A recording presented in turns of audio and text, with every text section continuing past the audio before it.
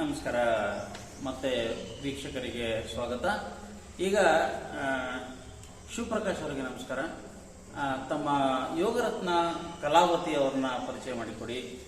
ಹಾಗೂ ಕಲಾವತಿ ಅವರಿಂದ ನಮಗೆ ನಮ್ಮ ವೀಕ್ಷಕರಿಗೆ ಏನು ವಿಷಯ ಮತ್ತು ಸಂದೇಶ ಸಿಗುತ್ತೆ ತಿಳ್ಕೊಳ್ಳೋಕ್ಕೆ ನಾವು ಕುತೂಹಲರಾಗಿದ್ದೀವಿ. ಆತ್ಮೀಯ ಸದೃಢ ಬಂಧುಗಳೇ, ಇಂದು ಪರಮಹಂಸ ಯೋಗ ಮಹಾವಿದ್ಯಾಲಯದ ಒಂದು ನಿರ್ದೇಶಕರಾಗಿ ಮತ್ತು ಪತಂಜಲಿ ಯೋಗ ಸಮಿತಿಯ ಕರ್ನಾಟಕ ರಾಜ್ಯದ ಕಾರ್ಯಕಾರಿಣಿ ಸದಸ್ಯರು ಮತ್ತು ಮೈಸೂರು ಜಿಲ್ಲಾ ಪ್ರಭಾರಿಗಳು ಹಾಗೂ ಈ ಆಯುಷ್ ಇಲಾಖೆಯ ಮೈಸೂರು ಜಿಲ್ಲಾ ಯೋಗಾಸನ ಮತ್ತು ಕ್ರೀಡಾ ಸಂಸ್ಥೆಯ ಕಾರ್ಯದರ್ಶಿಗಳು ಮತ್ತು ಅನೇಕ ಯೋಗ ಚಟುವಟಿಕೆಗಳಲ್ಲಿ ತಮ್ಮನ್ನು ತಾವು ತರಿಸ್ಕೊಂಡಿದ್ದಾರೆ.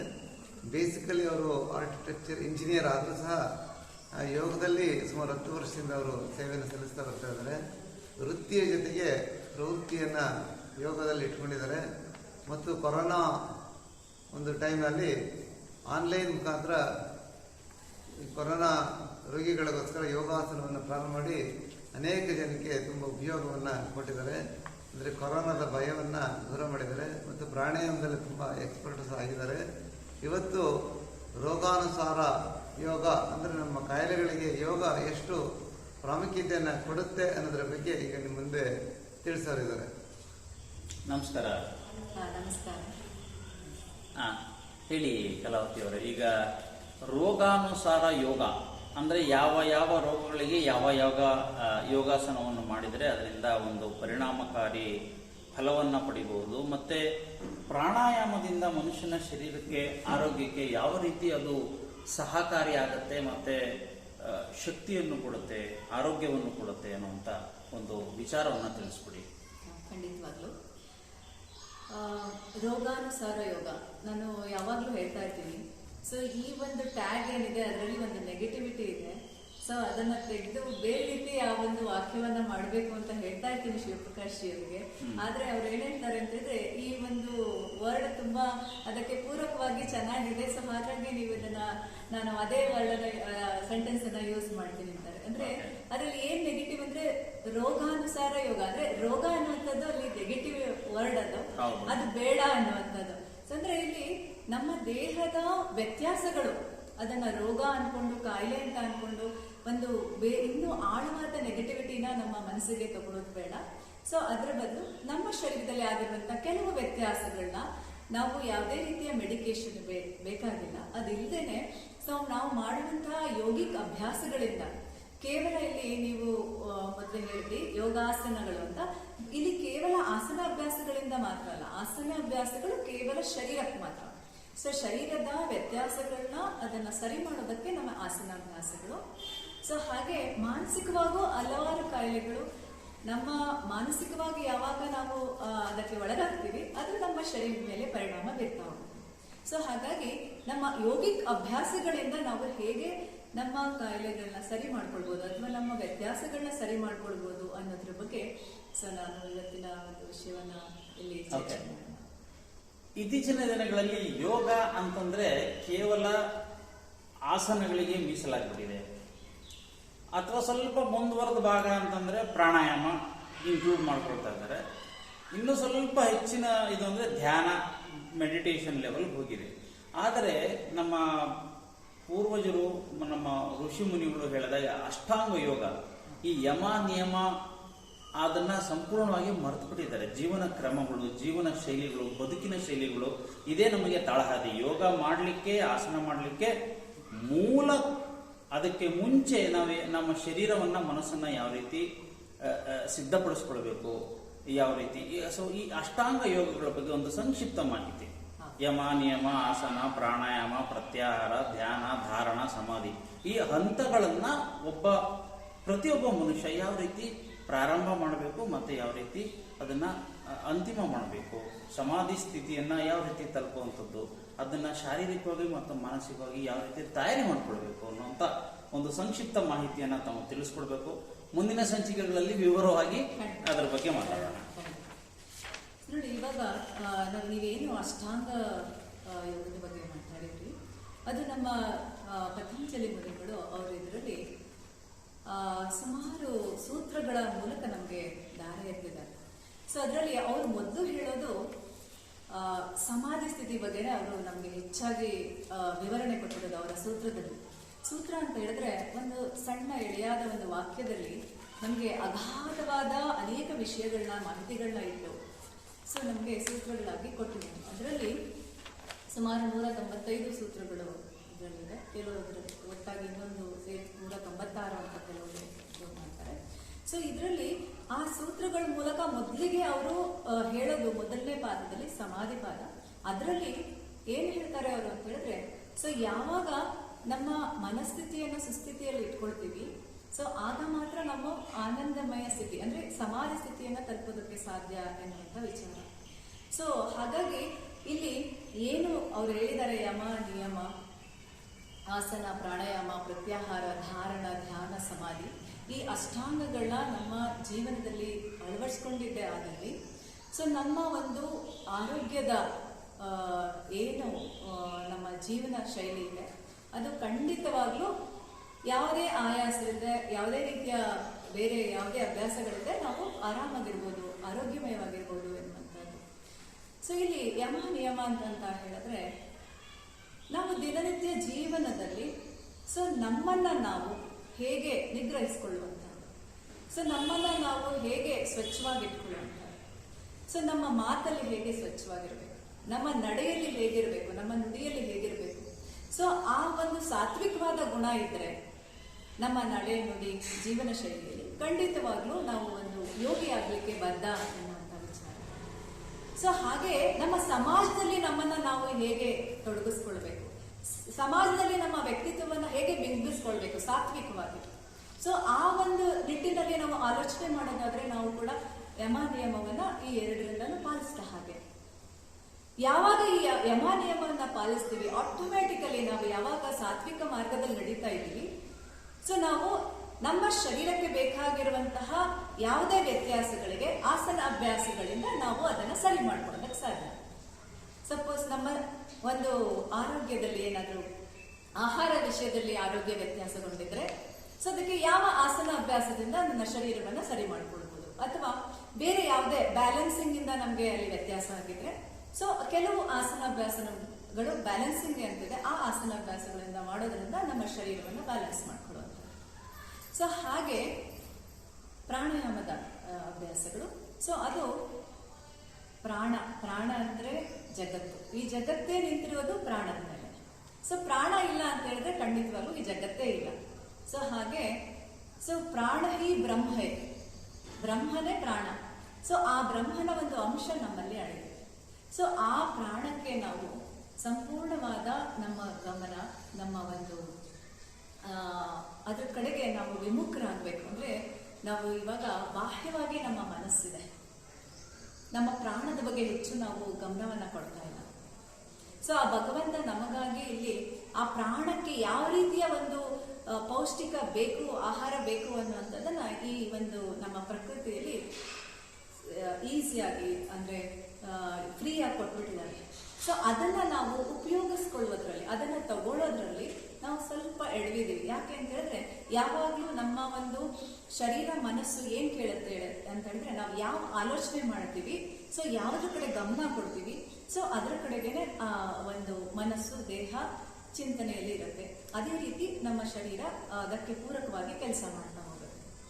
ಸೊ ಹಾಗೆ ನಾವು ತಗೊಳ್ಳುವಂತ ಗಾಳಿ ಏನಿದೆ ಸೊ ಅದ್ರ ಕಡೆ ಗಮನ ಕೊಡಬೇಕು. ಸೊ ಅದು ಶುದ್ಧವಾದ ಒಂದು ಗಾಳಿ ಆಗಿದ್ದಲ್ಲಿ ಅದು ನಮ್ಮ ಪ್ರಾಣ ಶಕ್ತಿಗೆ ಅದು ಒಂದು ಬೂಸ್ಟರ್ ತರ. ಸೊ ದೆನ್ ಅದು ನಮ್ಮ ಶರೀರದಲ್ಲಿ, ಇಡೀ ಶರೀರದಲ್ಲಿ ಪ್ರತಿಯೊಂದು ಜೀವಕೋಶಗಳಲ್ಲೂ ಪ್ರಾಣ ಶಕ್ತಿಯನ್ನ ಹೆಚ್ಚಿಸ್ತಾ ಅದರಲ್ಲಿರುವಂತಹ ಅನೇಕ ಕಲ್ಮಶಗಳನ್ನ ತೆಗೀತಾ ನಮ್ಮ ಶರೀರವನ್ನ ರೋಗ ನಿರೋಧಕ ಒಂದು ಶಕ್ತಿಯನ್ನ ಹೆಚ್ಚಿಸ್ಕೊಳ್ಳೋದಕ್ಕೆ ಶರೀರದಲ್ಲಿ ಇದು ಸಹಾಯ ಮಾಡ್ತಾ ಹೋಗುತ್ತೆ. ಸೊ ಅದರಿಂದಲೇ ನಮ್ಮ ಅನೇಕ ವ್ಯತ್ಯಾಸಗಳನ್ನ ನಮ್ಮ ಶರೀರದಲ್ಲಿ ಸರಿ ಮಾಡ್ಕೊಳ್ಳುವಂಥದ್ದು. ಸೊ ಹಾಗೆ ಇದು ಪ್ರಾಣ ಎನ್ನುವಂಥದ್ದು ಮಧ್ಯವರ್ತಿಯಾಗಿ ನಮ್ಮ ಶರೀರ ಮತ್ತು ಮನಸ್ಸಿನ ಮಧ್ಯವರ್ತಿಯಾಗಿ ಕೆಲಸ ಮಾಡ್ತಾ ಇರುತ್ತೆ. ಸೊ ಯಾವಾಗೂ ನಮ್ಮ ಮನಸ್ಸಿನ ಒಂದು ಆಲೋಚನೆಗಳು ಸೊ ವಿಭಿನ್ನವಾಗಿ ವ್ಯತ್ಯಾಸಗೊಂಡಿದ್ದೆ ಆದಲ್ಲಿ ಒಂದು ಕ್ಷಣ ನಿಮ್ಮ ಪ್ರಾಣದ ಬಗ್ಗೆ, ನಿಮ್ಮ ಒಂದು ಉಸಿರಾಟದ ಕಡೆ ಗಮನ ಹರಿಸಿ ಸೊ ಆ ಆಲೋಚನೆಗಳೆಲ್ಲ ಶೂನ್ಯವಾಗಿ ನಮ್ಮ ಮನಸ್ಸು ಏಕಾಗ್ರತೆಯನ್ನು ಕಂಡುಕೊಳ್ಳುತ್ತೆ. ಸೊ ಯಾವಾಗ ಏಕಾಗ್ರತೆಯನ್ನು ಕಂಡುಕೊಳ್ತದೋ ಆಟೋಮೆಟಿಕಲಿ ಅದರ ಪ್ರಭಾವ ನಮ್ಮ ಶರೀರದ ಮೇಲೆ ಬೀಳ್ತಾ ಹೋಗುತ್ತೆ. ಸೊ ಯಾವಾಗ ಶರೀರದ ಮೇಲೆ ಅದರ ಪ್ರಭಾವ ಬೀರ್ತದೋ ಆ ರಸಗಳು ಆರೋಗ್ಯಮಯ ರಸವಾಗಿರ್ತದೆ. ಸೊ ಆವಾಗ ನಮಗೆ ಒಂದು ಆರೋಗ್ಯದ ಸ್ಥಿತಿ ತಂತಾನೆ ನಾವು ಅಂದ್ರೆ ನ್ಯಾಚುರಲಿ ಪಡ್ಕೊಳ್ತಾ ಹೋಗ್ತೀವಿ. ಸೊ ಹಾಗಾಗಿ ನನ್ನ ಒಂದು ಮುಖ್ಯವಾದ ಈ ಒಂದು ವಾದ ಯಾವಾಗಲೂ ಅಂತ ಹೇಳಿದ್ರೆ, ಮನಸ್ಸು ಯಾವಾಗಲೂ ಒಂದು ತಿಳಿಯಾದ ನೀರಿನಂತೆ ಶುಭ್ರವಾಗಿ ಒಂದು ಪವಿತ್ರವಾಗಿ ಇಟ್ಕೊಂಡಿದ್ದೆ. ಅದರಲ್ಲಿ ಯಾವುದೇ ರೀತಿಯ ಆಸನಾಭ್ಯಾಸಗಳು ಬೇಕಾಗಿಲ್ಲ, ಯಾವುದೇ ರೀತಿಯ ನಮಗೆ ಅಭ್ಯಾಸಗಳು ದಿನನಿತ್ಯ ಜೀವನದಲ್ಲಿ ಬೇಕಾಗಿಲ್ಲ. ಮನಸ್ಸನ್ನ ಯಾವಾಗ ನಮ್ಮ ಒಂದು ಈ ಯೋಗ ಪಥದಲ್ಲಿ ಇಟ್ಕೊಂಡಿರ್ತೀವಿ, ಸಾತ್ವಿಕವಾಗಿ ನಮ್ಮ ಒಂದು ಆಲೋಚನೆಗಳಿರ್ತದೆ. ಸೊ ಆವಾಗ ಆರೋಗ್ಯ ತಂತಾನೆ ನ್ಯಾಚುರಲ್ ಆಗಿ ಸಿಗ್ತಾ ಹೋಗುತ್ತೆ. ಸ್ವಭಾವತಃ ನಮ್ಮ ಆರೋಗ್ಯ ತುಂಬಾ ಚೆನ್ನಾಗಿ. ಸೊ ಇದು ನನ್ನ ವಾದ ಯಾವಾಗಲೂ. ನಮ್ಮ ಈಗ ನೀವು ಮೊದಲೇ ಒಂದು ವಾಕ್ಯವನ್ನು ಹೇಳಿದ್ರಿ, ನಮ್ಮ ಒಂದು ಭಾರತ ಈ ಶುಗರ್ ಪೇಷಂಟ್ಸ್ಗಳ ತಾಣ ಆಗಿದೆ ಅಂತ. ಸೊ ಇಲ್ಲಿ ಯಾಕೆ ಆಗಿದೆ BP ಶುಗರ್ ನಮ್ಮ ಸಮಾಜದಲ್ಲಿ ಸುಮಾರು ಮುಕ್ಕಾಲು ಭಾಗ ಜನರಲ್ಲಿ ಹೆಚ್ಚು ಆಗಿ ಒಂದು 35 ವರ್ಷ ದಾಟಿದ ನಂತರ ತಕ್ಷಣ ಎಲ್ರಿಗೂ ಬರುವಂತ ಒಂದು ಪರಿಸ್ಥಿತಿಯನ್ನು ನಾವು ನಿರ್ಮಾಣ ಮಾಡ್ಕೊಂಡಿದ್ದೀವಿ. ಯಾಕೆ ಅಂತ ಹೇಳಿದ್ರೆ, ಮೊದಲೇ ನಮ್ಮ ಡಾಕ್ಟರ್ ಭಾವನಾ ಅವರು ಹೇಳಿದಾಗೆ ಆಹಾರ ಕ್ರಮದಲ್ಲಿ ವ್ಯತ್ಯಾಸ ಆಗಿರುವಂತದ್ದು. ಮತ್ತೆ ನಮ್ಮ ಋಷಿಮುನಿಗಳು ನಮ್ಗೆ ಹಾಕೊಟ್ಟಿದ್ದಾರೆ, ಅದರ ಬೇಸ್ ಕೊಟ್ಟಿದ್ದಾರೆ ನಮ್ಗೆ. ಸೊ ವೇದದ ಮೂಲಕ ಆ ಜ್ಞಾನವನ್ನ ಅಂದ್ರೆ ನಮ್ಮ ಜೀವನ ಶೈಲಿಯನ್ನ ಹೇಗಿಟ್ಕೊಳ್ಬೇಕು ಅನ್ನುವಂತಹ ಒಂದು ಅಡಿಪಾಯವನ್ನ ನಮಗೆ ಕೊಟ್ಟಿದ್ದಾರೆ. ಸೊ ಅದ್ರ ಮೇಲೆ ನಾವು ಇದ್ರೂ ಕೂಡ, ಅಲ್ಲಿ ನಮ್ಗೆ ಇದೆ ಅಂತ ಗೊತ್ತಿದ್ರು ಕೂಡ ಅದನ್ನ ನಾವು ಬೇಸಾಗಿ ನಾವು ಸಂಪೂರ್ಣವಾಗಿ ನಮ್ಮದಾಗಿಸ್ಕೊಂಡಿಲ್ಲ. ಸೊ ಅದರಿಂದ ಏನ್ ಮಾಡಿದ್ವಿ, ವಿಮುಖವಾಗ್ಬಿಟ್ಟು ಬೇರೆ ನಾವು ಪಾಶ್ಚಾತ್ಯರ ಒಂದು ಆಕರ್ಷಣೆಗೆ ಒಳಗಾಗಿ ನಮ್ಗೆ ಕಣ್ಣಿಗೆ ಕಂಡಿದ್ದು ಮಾತ್ರ ನಮ್ಗೆ ಸತ್ಯ, ಅದೊಂದು ಆಕರ್ಷಣೆಯಿಂದ ಸೊ ಅದೇ ಸತ್ಯ ಅನ್ನೋ ಭಾವನೆ, ಅದು ಭ್ರಮೆ ಅದು. ಸೊ ಆ ಭ್ರಮಾಲೋಕದಲ್ಲಿ ಸಂಚರಿಸಿ ನಾವು ಸೊ ಮರೀಚಿಕೆ ಅಂತ ಅನ್ಕೊಂಡು, ಸೊ ಅದೇ ಅದು ಸತ್ಯ ಅನ್ನುವಂತ ಮರೀಚಿಕೆಯಲ್ಲಿ ನಾವು ಹೋಗಿ ಸೊ ನಾವು ನಮ್ಮ ಜೀವನವನ್ನ ದೈವದಲ್ಲಿ ಎಡುತ್ತಾ ಇದ್ದೀವಿ. ಸೊ ಆ ಭ್ರಮಾಲೋಕದಿಂದ ಹೊರಗೆ ಬರಬೇಕು. ಸೊ ನಮ್ಮಲ್ಲೇ ಇರುವಂತಹ ಆಸ್ತಿ ಇದು, ನಮ್ಮ ಋಷಿಮುನಿಗಳು ನಮ್ಗೆ ಕೊಟ್ಟಂತಹ ಆಸ್ತಿ ಇದು. ವೇದ, ಯೋಗ, ಸೊ ಇವೆಲ್ಲವೂ, ಆಯುರ್ವೇದ, ಇವೆಲ್ಲವೂ ನಮ್ಮ ಜೀವನದಲ್ಲಿ ಅಳವಡಿಸ್ಕೊಳ್ಬೇಕು. ಸೊ ಯಾವಾಗ ಈ ಆಹಾರ ಕ್ರಮ ಡಾಕ್ಟರ್ ಭಾವನಾ ಹೇಳಿದ್ರು ಅದನ್ನ ಮಾಡ್ಕೊಂಡ್ರೆ ಖಂಡಿತವಾಗ್ಲೂ ಈ ರೋಗಾನುಸಾರ ಯೋಗ ಅಭ್ಯಾಸಗಳು ಬೇಕಾಗೇ ಇಲ್ಲ. ಸೊ ಇದು ಮುಖ್ಯವಾದಂತಹ ವಿಷಯ.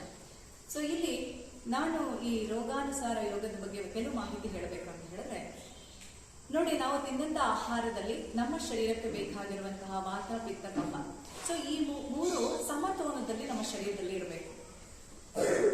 ಸೊ ಇದು ಇಂಬ್ಯಾಲೆನ್ಸ್ ಆದ್ರೆ ಕೆಲವು ಸಲ ಜಾಸ್ತಿ ಆಗ್ಬೋದು, ಕೆಲವು ಸಲ ಕಡಿಮೆ ಆಗ್ಬೋದು. ಸೊ ಈ ಪರಿಸ್ಥಿತಿಯಲ್ಲಿ ಏನಾಗತ್ತೆ, ಸೊ ನಮ್ಮ ಶರೀರದಲ್ಲಿ ಅನೇಕ ಇದೇ ಮೂರು ಕಾರಣ ಬೇಸ್ ನಮ್ಮ ಎಲ್ಲಾ ಕಾಯಿಲೆಗಳಿಗೆ. ಸೊ ಈ ಮೂರು ದೋಷಗಳನ್ನ ಸಮಸ್ಥಿತಿಯಲ್ಲಿ ಇಟ್ಕೊಳ್ಬೇಕು. ಖಂಡಿತ ಶರೀರಕ್ಕೆ ಬೇಕೇ ಬೇಕು. ಅದರಿಂದ ಎನರ್ಜಿ ಲೆವೆಲ್ ನಮಗೆ ಬೂಸ್ಟರ್ ಆಗಿ ಕೆಲಸ ಮಾಡ್ತಾ ಇರುತ್ತೆ, ಪ್ರಾಣ ಶಕ್ತಿಗೆ ಅದು ಪೂರಕವಾಗಿ ಕೆಲಸ ಮಾಡ್ತಾ ಇರುತ್ತೆ. ಸೊ ಆ ಪ್ರಾಣ ಶಕ್ತಿ ಈ ಪೂರಕವಾಗಿ ಕೆಲಸ ಮಾಡುವಂತಹ ಈ ಅಂಶಗಳನ್ನ ನಾವು ಸಮಸ್ಥಿತಿಯಲ್ಲಿ ಇಟ್ಕೊಳ್ಬೇಕು ಅಂತ ಹೇಳಿದ್ರೆ, ಅದಕ್ಕೆ ಪೂರಕವಾಗಿರುವಂತಹ ನಮ್ಮ ಶರೀರದ ವ್ಯತ್ಯಾಸಗಳಿಗೆ ಅನೇಕ ಅಭ್ಯಾಸಗಳನ್ನ ನಾವು ಮಾಡಬೇಕಾಗುತ್ತೆ. ಇದಕ್ಕೆ ಕೆಲವು ಉದಾಹರಣೆಗಳು ಅಂತ ಹೇಳಿದ್ರೆ, ಈಗ ನಮ್ಗೆ ವಾತದ ಪ್ರಭಾವ ಹೆಚ್ಚಾಗಿದೆ. ಸೊ ವಾತದ ಪ್ರಭಾವ ಹೆಚ್ಚಾದಾಗ ನಮ್ಮ ಶರೀರಕ್ಕೆ ಏನು ಅಂತಂದ್ರೆ, ಮುಂದೆ ಬಾಗುವಂತ ಅನೇಕ ಆಸನ ಅಭ್ಯಾಸಗಳ ಅಭ್ಯಾಸಗಳು ನಮ್ಮ ಶರೀರಕ್ಕೆ ಬೇಕು. ಸೊ ಆಗ ನಾವು ಆ ವಾತದ ಪರಿಣಾಮವನ್ನ ತಗ್ಗಿಸಿ ಸಮಸ್ಥಿತಿಗೆ ತರಲಿಕ್ಕೆ ಸಾಧ್ಯ. ಸೊ ಹಾಗೆ ಪಿತ್ತದ ಪ್ರಭಾವ ಜಾಸ್ತಿ ಆದಾಗ ನಮ್ಗೆ ಇನ್ನೂ ವಿಭಿನ್ನವಾದ ಬೇರೆ ಬೇರೆ ವ್ಯತ್ಯಾಸಗಳು ನಮ್ಮ ಶರೀರದಲ್ಲಿ ಆಗ್ತಾ ಹೋಗುತ್ತೆ. ವಾಮಿಟಿಂಗ್ ಸೆನ್ಸೇಷನ್, ಎದೆ ಉರಿ ಬರುವಂಥದ್ದು, ಸೊ ಆ ರೀತಿಯ ವ್ಯತ್ಯಾಸಗಳು ನಮ್ಮ ಶರೀರದಲ್ಲಿ ಆಗ್ತಾ ಹೋಗುತ್ತೆ. ಸೊ ಇದನ್ನ ನಾನು ಸರಿ ಮಾಡ್ಕೊಳ್ಬೇಕು ಅಂತ ಹೇಳಿದ್ರೆ, ಸೊ ನನ್ನ ಶರೀರವನ್ನ ಸೈಡ್ ಬೆಂಡಿಂಗ್ ಕೆಲವು ಆಸನ ಅಭ್ಯಾಸಗಳಿದೆ. ಸೊ ಆ ಸೈಡ್ ಬೆಂಡಿಂಗ್ ಆಸನ ಅಭ್ಯಾಸಗಳಿಂದ ಅದನ್ನ ಸಮಸ್ಥಿತಿಗೆ ತರಲಿಕ್ಕೆ ಸಾಧ್ಯ. ಸೊ ಹಾಗೆ ಕಫದ ಪರಿಣಾಮವನ್ನ ತಗ್ಸೋದಕ್ಕೆ ನಾನು ಬ್ಯಾಕ್ ಬೆಂಡಿಂಗ್ ಅಭ್ಯಾಸ ಕ್ರಮಗಳು ಕೆಲವಿದೆ, ಆಸನ ಅಭ್ಯಾಸಗಳು. ಸೊ ಅರ್ಧ ಚಕ್ರಾಸನ, ಉಷ್ಟ್ರಾಸನ ಇವೆಲ್ಲ. ಸೊ ಈ ಅಭ್ಯಾಸಗಳನ್ನ ಮಾಡೋದ್ರಿಂದ ನನ್ನ ಕಫದ ದೋಷವನ್ನ ಸಮಸ್ಥಿತಿಗೆ ತರಲಿಕ್ಕೆ ಸಾಧ್ಯ. ಸೊ ಈ ಮೂರು ದೋಷಗಳನ್ನ ಸರಿಯಾಗಿ ಬ್ಯಾಲೆನ್ಸ್ ಮಾಡ್ಕೊಂಡಿದ್ದೆ ಆದಲ್ಲಿ ಸೊ ಇದು ಮೂಲತಃ ನಮಗೆ ಮುಖ್ಯ ಕಾರಣ, ಇದು ಬೇಸ್, ಇದು ಯಾವುದೇ ಒಂದು ವ್ಯತ್ಯಾಸಕ್ಕೆ. ಇದನ್ನ ಸರಿ ಮಾಡ್ಕೊಂಡೇ ಇದ್ದರೆ ಅದರಲ್ಲಿ ಮುಂದಿನ ಹಂತಕ್ಕೆ ಯಾವುದೇ ರೋಗದ ಪರಿಣಾಮಕ್ಕೂ ಹೋಗೋದೇ ಇಲ್ಲ ಅದು. ಸೊ ಈ ಹಂತದಲ್ಲೇ ನಮ್ಮ ಶರೀರವನ್ನ ಬ್ಯಾಲೆನ್ಸ್ಡ್ ಆಗಿ ಇಟ್ಕೊಳ್ಳೋದಕ್ಕೆ ಸಾಧ್ಯ ಆಗ್ತದೆ. ಸೊ ಅದರ ಜೊತೆಗೆ ಸೊ ಇನ್ನು ಅನೇಕ ಈಗ ಕಾಯಿಲೆಗಳಿಂದ ಬರಳ್ತಾ ಇರುವಂತಹ ಅನೇಕ ಕಾಯಿಲೆಗಳಿಗೆ ವಿಭಿನ್ನವಾದಂತಹ ಕೆಲವು ಆಸನ ಅಭ್ಯಾಸ ಕ್ರಮಗಳು, ಸೊ ನಮ್ಮ ಶರೀರಕ್ಕೆ ಬೇಕಾಗಿರುವಂಥದ್ದು, ಕೆಲವು ಮುಖ್ಯವಾಗಿ ಬೇಕಾಗಿರುವಂಥದ್ದು ನಮ್ಮ ಈಗ ತುಂಬಾ ಮೊದಲೇ ನೀವೆಲ್ಲ ಹೇಳ್ತಾ ಇದ್ರಿ, ಡಯಾಬಿಟಿಸ್ ಅನ್ನುವಂಥದ್ದು ನಮ್ಮ ಇಡೀ ಸಮಾಜದಲ್ಲಿ ಮುಕ್ಕಾಲು ಪಾಲು ಎಲ್ರಿಗೂ ಇದೆ ಅನ್ನುವಂಥದ್ದು. ಸೊ ಅದನ್ನ ನಾವು ಸರಿ ಮಾಡ್ಕೊಳ್ಬೇಕು ಅಂತ ಹೇಳಿದ್ರೆ ಮುಖ್ಯವಾಗಿ ಅದರ ಮೂಲ ಕಾರಣವನ್ನ ಮೊದಲಿಗೆ ತಿಳ್ಕೊಳ್ಬೇಕು. ಇಲ್ಲಿ ಕಾರಣ ಏನು ಅದಕ್ಕೆ ಮುಖ್ಯ ಅಂತ ಹೇಳಿದ್ರೆ, ಈ ನಮ್ಮ ಶರೀರದಲ್ಲಿ ನಾವು ತಗೊಂಡ ಆಹಾರ, ಸೊ ಅದರಲ್ಲಿ ಸಕ್ಕರೆ ಅಂಶವನ್ನ ಅದು ಹೆಚ್ಚು ಕಡಿಮೆ ಆದ್ರೆ ಅದನ್ನ ಸಮಸ್ಥಿತಿಗೆ ತರುವಂತಹ ಒಂದು ಅಂಶ ಯಾವುದು ಅಂತ ಅನ್ನೋದನ್ನ ತಿಳ್ಕೊಳ್ಬೇಕು. ನಮ್ಮ ಇನ್ಸುಲಿನ್, ಅದು ಇನ್ಸುಲಿನ್ ಉತ್ಪತ್ತಿ ಆಗ್ತಾ ಇರುತ್ತೆ ನಮ್ಮ ಪ್ಯಾಂಕ್ರಿಯಾಸ್ ಅಲ್ಲಿ. ಸೊ ಆ ಇನ್ಸುಲಿನ್ ನಮ್ಮ ಈ ಒಂದು ಸಕ್ಕರೆ ಅಂಶವನ್ನ ಸಮಸ್ಥಿತಿಗೆ ತರುತ್ತೆ. ಸೊ ಅದಿರುವಂತದ್ದು ನಮ್ಮ ಪ್ಯಾಂಕ್ರಿಯಾಸ್ ಅಲ್ಲಿ. ಸೊ ಪ್ಯಾಂಕ್ರಿಯಾಸ್ ಇರೋದು ನಮ್ಮ ಹೊಟ್ಟೆಯ ಮಧ್ಯಭಾಗದಿಂದ ಒಂದು ಎಡಭಾಗಕ್ಕೆ ಬಾಗಿರುತ್ತೆ. ಸೊ ಹಾಗಾಗಿ ನಮ್ಮ ಆ ಭಾಗಕ್ಕೆ ಹೆಚ್ಚು ಪ್ರೆಷರ್ ಕೊಡುವಂತ ಕೆಲವು ಆಸನಾಭ್ಯಾಸಗಳನ್ನ ನಾವು ಮಾಡ್ತಾ ಹೋಗ್ಬೇಕು. ಸೊ ಆಗ ಇದು ಯಾಕೆ ಬರುತ್ತೆ ಅಲ್ಲಿ, ಆ ಒಂದು ಇನ್ಸುಲಿನ್ ಉತ್ಪತ್ತಿ ಸಮ ಪ್ರಮಾಣದಲ್ಲಿ ಯಾಕೆ ಉತ್ಪತ್ತಿ ಆಗೋದಿಲ್ಲ ಸಕ್ಕರೆ ಕಾಯಿಲೆ ಇರುವವರಿಗೆ ಅಂತ ಹೇಳಿದ್ರೆ, ಆ ಪ್ಯಾಂಕ್ರಿಯಾಸ್ ಸುತ್ತ ಹೆಚ್ಚು ಕೊಬ್ಬಿನ ಅಂಶ ಸುತ್ತಕೊಂಡಿರುತ್ತೆ. ಅಂದ್ರೆ ಅವರು ಮಾಡಿದಂತಹ ಅನೇಕ ಜೀವನ ಶೈಲಿಯ ದೋಷಗಳಿಂದ, ಮತ್ತೆ ಅವರ ಮನಸ್ಥಿತಿ ಒಂದು ಸುಸ್ಥಿತಿಯಲ್ಲಿ ಇಟ್ಕೊಡದೇ ಇರೋದ್ರಿಂದ, ಮತ್ತೆ ಅವರು ತಿನ್ನಂತ ಆಹಾರ ಪದ್ಧತಿಯಲ್ಲಿ ವ್ಯತ್ಯಾಸ ಇರೋದ್ರಿಂದ, ಸೊ ಈ ಎಲ್ಲ ಸಮಸ್ಯೆಗಳಿಂದ ಅಲ್ಲಿ ಫ್ಯಾಟ್ ಅದರಲ್ಲಿ ಸುತ್ತ ಇರುತ್ತೆ. ಆ ಫ್ಯಾಟ್ ಅನ್ನ ಮೊದಲು ತೆಗಿಬೇಕು. ತೆಗೆದಾಗ ಮಾತ್ರ ಸೊ ಆ ಪ್ಯಾಂಕ್ರಿಯಾಸ್ ಕ್ರಿಯಾಶೀಲವಾಗಿ ಕೆಲಸ ಮಾಡೋದಕ್ಕೆ ಸಾಧ್ಯ. ಸೊ ಯಾವಾಗ ಪ್ಯಾಂಕ್ರಿಯಾಸ್ ಕ್ರಿಯಾಶೀಲವಾಗಿ ಕೆಲಸ ಮಾಡುತ್ತೆ, ಇನ್ಸುಲಿನ್ ಉತ್ಪತ್ತಿ ಸಮ ಪ್ರಮಾಣದಲ್ಲಿರುತ್ತೆ. ಸೊ ಆಗ ನಾವು ತಿಂದಂತ ಆಹಾರದಲ್ಲಿರುವಂತಹ ಸಕ್ಕರೆ ಅಂಶ ಹೆಚ್ಚು ಕಮ್ಮಿ ಇದ್ದಲ್ಲಿ ಅದು ಬ್ಯಾಲೆನ್ಸ್ ಮಾಡ್ತಾ ಹೋಗುತ್ತೆ. ಸೊ ಅದು ಯಾವಾಗ ಈ ಒಂದು ಕೆಲಸ ಸರಿಯಾಗಿ ಆಗೋದಿಲ್ವೋ ಆ ಸಮಯದಲ್ಲಿ ನಮಗೆ ಸಕ್ಕರೆ ಅಂಶ ಶರೀರದಲ್ಲಿ ಹೆಚ್ಚಾಗ್ತಾ ಹೋಗುತ್ತೆ, ನಮ್ಮ ಬ್ಲಡ್ ಅಲ್ಲಿ ವ್ಯತ್ಯಾಸಗಳಾಗಿ. ಸೊ ನಮ್ಮ ಶರೀರದ ಯಾವುದು ಭಾಗದಲ್ಲಿ ಶರೀರ ವೀಕ್ನೆಸ್ ಇದೆಯೋ ಆ ಭಾಗದಲ್ಲಿ ಹೆಚ್ಚು ಒತ್ತಡ ಉಂಟಾಗಿ ಮತ್ತೆ ಆ ಭಾಗಕ್ಕೆ ನ್ಯೂನತೆ ಉಂಟಾಗುತ್ತೆ. ಸೊ ಇದನ್ನ ನಾವು ಬೇಸಿದು. ಸೊ ಹಾಗಾಗಿ ಮೊದಲು ಬಂದಂತಹವರು ಆ ಕಡೆಗೆ ಗಮನ ಕೊಡಬೇಕು. ಸೊ ನಾನು ಮೊದಲೇ ಹೇಳಿದೆ, ಮನಸ್ಸು ಎಲ್ಲದಕ್ಕೂ ಮುಖ್ಯ ಕಾರಣ ಅಂತ. ನಾವು ಮನಸ್ಸಲ್ಲಿ ಯಾವ ತರ ಭಾವನೆಗಳನ್ನ ಇಟ್ಕೊಳ್ತೀವಿ ಆ ತರ ರಸ ಉತ್ಪತ್ತಿ ಆಗ್ತಾ ಹೋಗುತ್ತೆ. ಸೊ ನಾವು ಯಾವ ಅಂಗಾಂಗಕ್ಕೆ ನಾವು ಗಮನವನ್ನ ಕೊಡ್ತೀವಿ, ನಮ್ಮ ಮನಸ್ಸನ್ನು ತಗೊಂಡು ಹೋಗ್ತೀವಿ, ಆ ಅಂಗಗಳು ರಿಯಾಕ್ಟ್ ಮಾಡೋದಕ್ಕೆ ಮತ್ತೆ ಅದು ಆಕ್ಟಿವ್ ಮಾಡೋದಕ್ಕೆ ನಮ್ಮ ಮನಸ್ಸಿನ ಶಕ್ತಿಯೇ ಅದಕ್ಕೆ ಕಾರಣ ಆಗ್ತಾ ಹೋಗುತ್ತೆ. ಸೊ ಹಾಗಾಗಿ ನಮ್ಗೆ ಈ ಒಂದು ಮೂಲ ಕಾರಣ ತಿಳ್ಕೊಳ್ಬೇಕು ಯಾವುದೇ ಕಾಯಿಲೆಗೆ. ಇದೊಂದು ಎಕ್ಸಾಂಪಲ್ ಅಷ್ಟೇ, ಯಾವುದು ನಾನು ಸಕ್ಕರೆ ಕಾಯಿಲೆಗೆ ಹೇಳುವಂಥದ್ದು.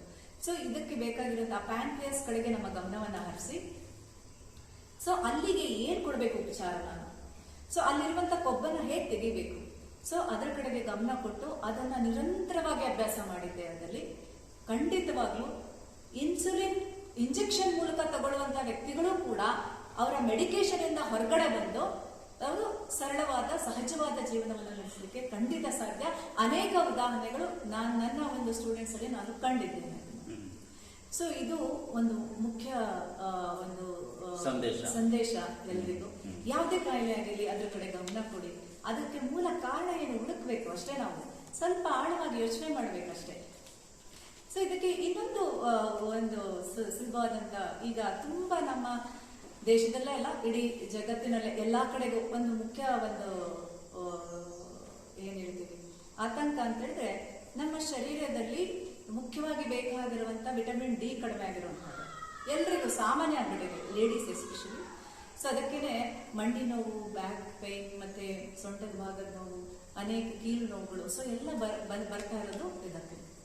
ಸೊ ನಾವೇನ್ ಅನ್ಕೊಳ್ತೀವಿ, ವಿಟಮಿನ್ ಡಿ ಸಿಕ್ಕುವಂತದ್ದು ನಮ್ಮ ಸೂರ್ಯನ ಪ್ರಭಾವದಿಂದ. ಸೊ ಆ ಒಂದು ಸೂರ್ಯನ ಕಿರಣಗಳು ನಮ್ಮ ದೇಶದಲ್ಲಿ ಯಥೇಚ್ಛವಾಗಿ ನಮ್ಗೆ ತುಂಬಾ ಭಾಗ್ಯ ಅಂತ ಹೇಳ್ಬೋದು, ಅದು ಹೇರಳವಾಗಿದೆ. ಸೊ ಆದ್ರೂ ಕೂಡ ಇಲ್ಲಿ ಯಾಕೆ ಅಂತ ಅದು ಒಂದು ಪ್ರಾಬ್ಲಮ್ ಆಗಿ ನಮ್ಗೆ ನಾವು ನೋಡ್ತಾ ಇದ್ದೀವಿ.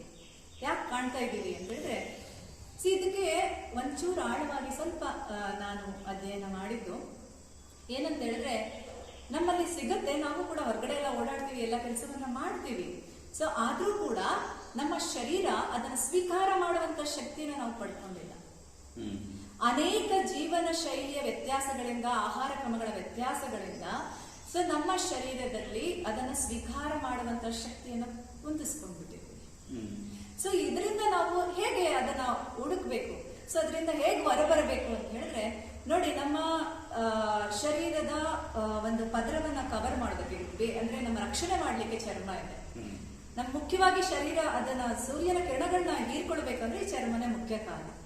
ಸೊ ಹಾಗಾಗಿ ಆ ಚರ್ಮದ ಲೇಯರ್ಸ್ ಅಲ್ಲಿ ಈ ಫ್ಯಾಟ್ ನ ಅಂಶ ಸೇರ್ಕೊಂಡ್ಬಿಟ್ಟಿರ್ತದೆ.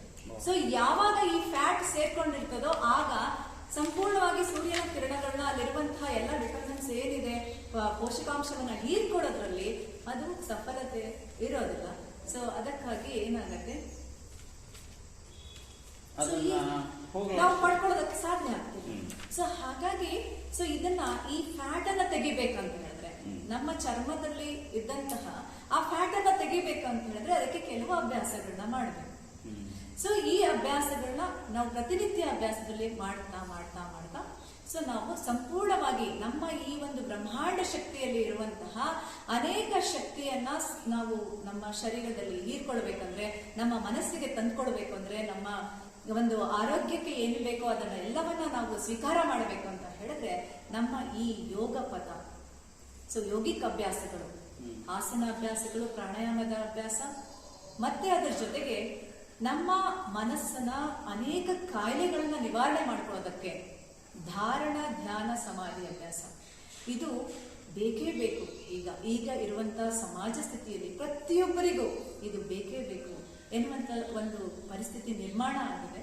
ಸೊ ಹಾಗಾಗಿ ಹುಟ್ಟಿದಂತ ಪ್ರತಿಯೊಂದು ಮಗುವಿಂದ ಹಿಡಿದು ಈಗ ಇರುವಂತಹ ಏನು ತುಂಬಾ ವಯಸ್ಸಾದಂತಹ ವಯೋವೃದ್ಧರವರೆಗೂ ಕೂಡ ಪ್ರತಿಯೊಬ್ಬರಿಗೂ ಕೂಡ ಈ ಅಭ್ಯಾಸಗಳು ನಿರಂತರವಾಗಿ ಬೇಕೇ ಬೇಕು.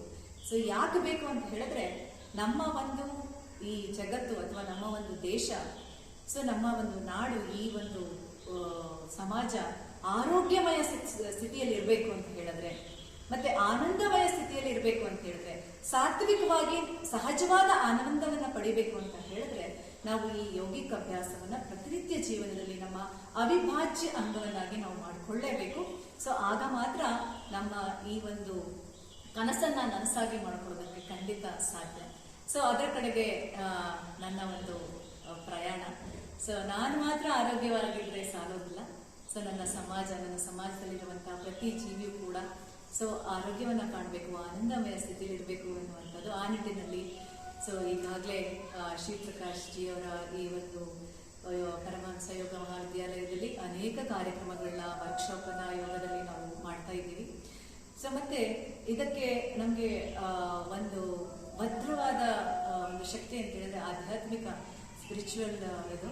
ಸೊ ಆ ಪಥದಲ್ಲಿ ನಾವು ಅನೇಕ ಬೇರೆ ಬೇರೆ ಕಾರ್ಯಕ್ರಮಗಳನ್ನ ಈಗಾಗಲೇ ಸುಮಾರು ಹಮ್ಮಿಕೊಂಡಿದ್ದೀವಿ.